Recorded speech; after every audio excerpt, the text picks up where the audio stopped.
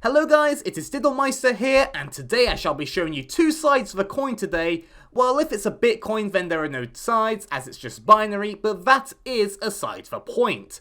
Today we shall be answering the question that has plagued mankind since the birth of economics. Is economic growth good for an economy? So let's get right into the fun economic theory before we give a real life example of growth being amazing. Higher living standards, i.e. real gross national income per capita. This can help lift people out of extreme poverty and improve developmental outcomes. Employment effects. Sustained growth stimulates jobs and contributes to a lower unemployment rate, which in turn helps to reduce income inequality and enrich people's lives from job satisfaction and being able to just purchase more. Fiscal dividend. Higher economic growth will raise tax revenues and reduce government spending on unemployment and poverty-related welfare benefits. Accelerator effect. Rising growth stimulates new investment, like low-carbon technologies. Better growth may attract foreign direct investment projects as well. Potential environmental benefits. As countries grow richer, they have more resources available to invest in cleaner technologies. And,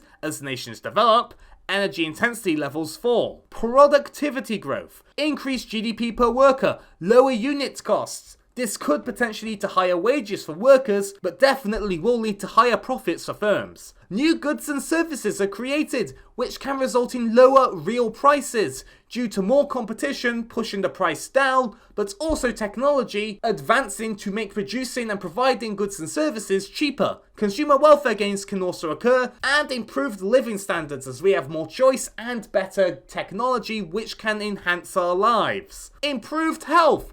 Improved life expectancy rates. This means there are more consumers in the economy who are able to buy and sell goods. This creates more competition, but it also creates more consumers to sell to. The labour force can expand, meaning more people are able to work, therefore allowing us to grow even more. Increased productivity, which has the benefits I just discussed. Okay, anyway, Hi, Max. What can I do for you? Gosh darn diddly at Google, you're not wanted right now. Can't you see I'm busy? Sorry, I don't understand. No one likes you. Oh, well that's a bit of a slap in the face with a wet fish. Sorry about that, my phone is a little clingy. Anyway, so you get the picture. Economic growth seems pretty good, but this is just economic theory. It can prove anything like Welsh independence being viable. So, I'm going to quickly present a real-life example of economic growth transforming a country and improving the lives of its citizens. So let's look at Ireland. Ireland is the second wealthiest country in the Eurozone, but around 30 years ago, they were as poor as Greece, and only ate potatoes, and occasionally corn if they were lucky. 1 in every 5 uni students emigrated to other countries like the UK, USA, or Australia.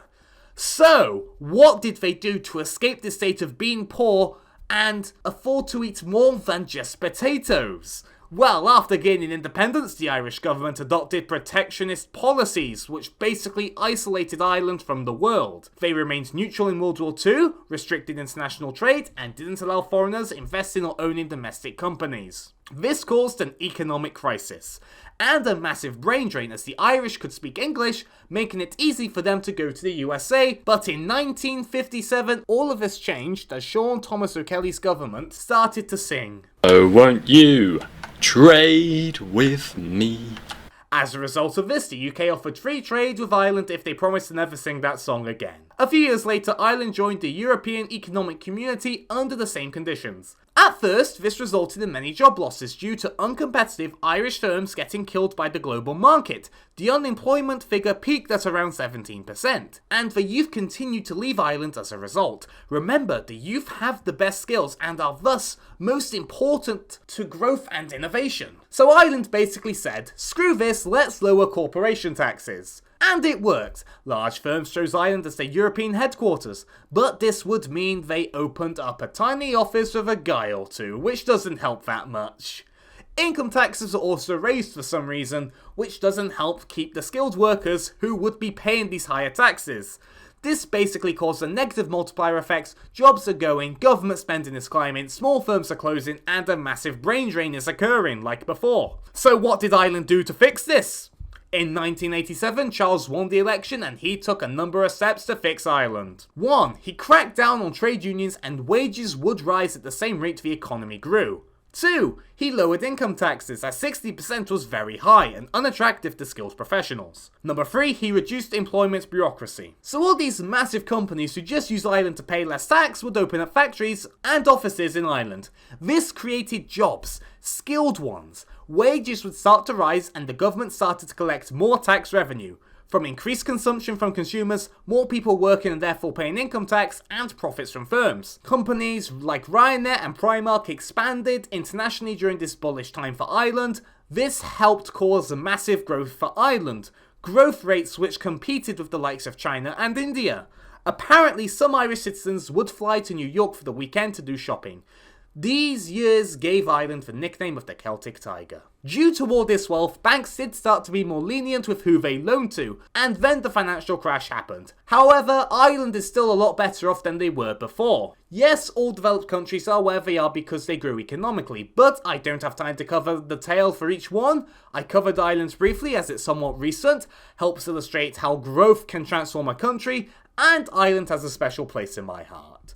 But sadly, growth doesn't fix all problems. In fact, it does create some problems of its own, so let's have a look at them. So just a quick note, I won't be talking about why we shouldn't use GDP to measure economic growth, as this video is specifically talking about growth itself, not how we measure it. Inflation can occur if aggregate demand grows faster than long-run aggregate supply, or if economic growth is above the long-run trend rate.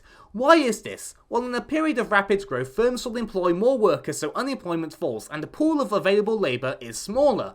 Workers have more bargaining power and can demand higher wages.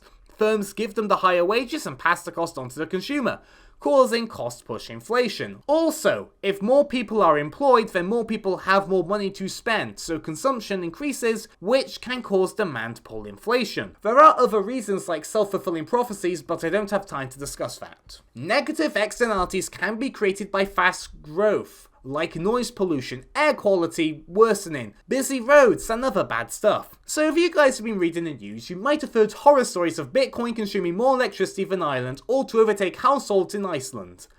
Then some people jump to the conclusion that Bitcoin will end the world. No, it won't, but do you want to know who will end the world? Donald Tusk with those stunning looks. Wait, I can't get distracted, sorry about that.